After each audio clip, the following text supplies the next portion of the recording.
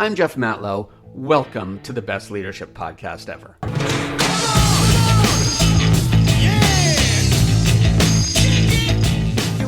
You probably believe that Amazon is an online retailer. Well, you're wrong. You probably also believe that McDonald's is a fast food restaurant. You're wrong again.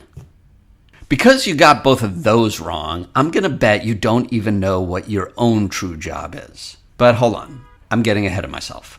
First, let's talk Amazon. Here's an interesting fact. More than 40% of all e-commerce transactions are made on Amazon. The next closest competitor, which by the way is Walmart, only accounts for 6.3% of the transactions. Basically, there isn't a second place. Here's another interesting fact.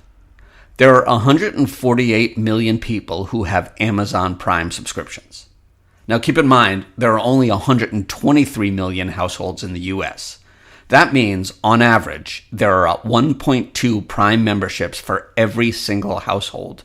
Clearly, the benefits of free and fast shipping far outweigh the nominal fee.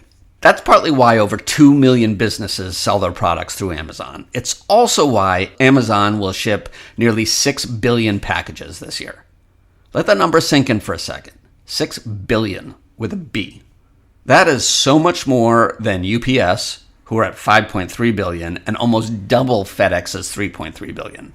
Plus, Amazon does it all without the benefits of the drop-off locations like UPS and FedEx have.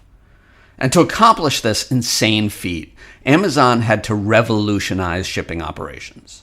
So yeah, it looks like an e-commerce company, but that's just the facade. Amazon's true business is being one of the most impressive shipping logistics operations in human history. Which brings us to McDonald's. McDonald's sells 900 million Big Macs every year. They also sell over 3 billion pounds of French fries per year. Every 60 seconds, 80 McDonald's burgers are sold. That's a lot of fast food.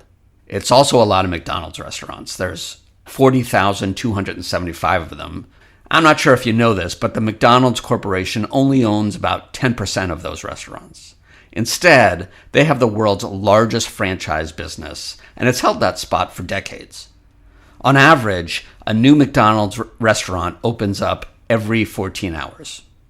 And their franchise model, I gotta say, is kind of brilliant. It goes like this. First of all, the McDonald's Corporation will buy the land or they'll do a long-term lease. They then go to the franchisee and sign a 20-year lease with a franchisee to rent that land that McDonald's owns. And the franchisee then spends another $1 to $2 million to set up the store, and the franchisee pays a royalty of all gross sales to McDonald's. It's basically a burger-selling, broken shake maker money machine. That said, listen to that franchise deal I just told you. Your action may be like what mine was. Like, why would somebody in their right mind pay that much for a franchise? Here's why. McDonald's has operationalized success. The McDonald's Corporation has created one of the most rigorous and impressive entrepreneurial operating systems in the world. It's called Hamburger University, and it's a required curriculum for every franchise owner. Franchise owners learn about process and culture and operations and all the things that are critical to making the most money for their business. They let you do your job the way you feel best, but they teach you the best way to do your job. McDonald's has since become the 14th largest landowner in the world, and their operations systems are one of the most successfully scalable processes ever created. So no, McDonald's is not a fast food restaurant. It is the world's most impressive real estate owning and entrepreneurial training system. And this, my friend, brings us right smack back to you.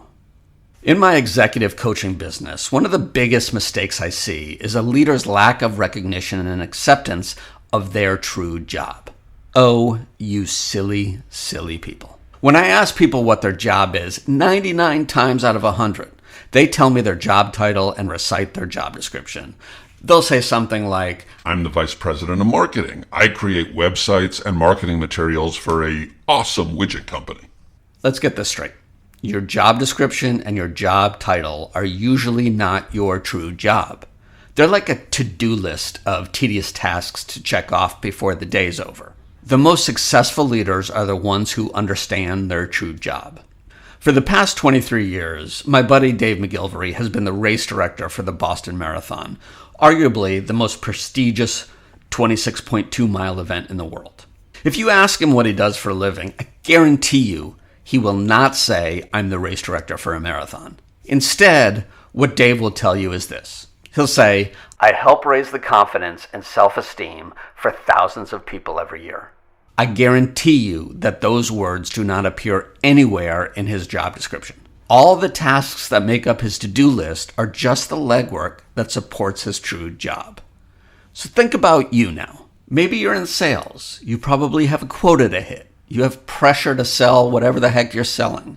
Still, your job isn't to be a salesperson. A salesperson's true job is to help companies solve their problems. The better you are at solving problems, the more you will experience success in sales. You know what? Maybe you're a teacher, or maybe a coach of a kid's sports team. Your job is not to get kids to memorize dates in history or to win more games. Your true job is to be a beacon of inspiration. The most successful teachers and most successful coaches are the ones who inspire people to live their best lives.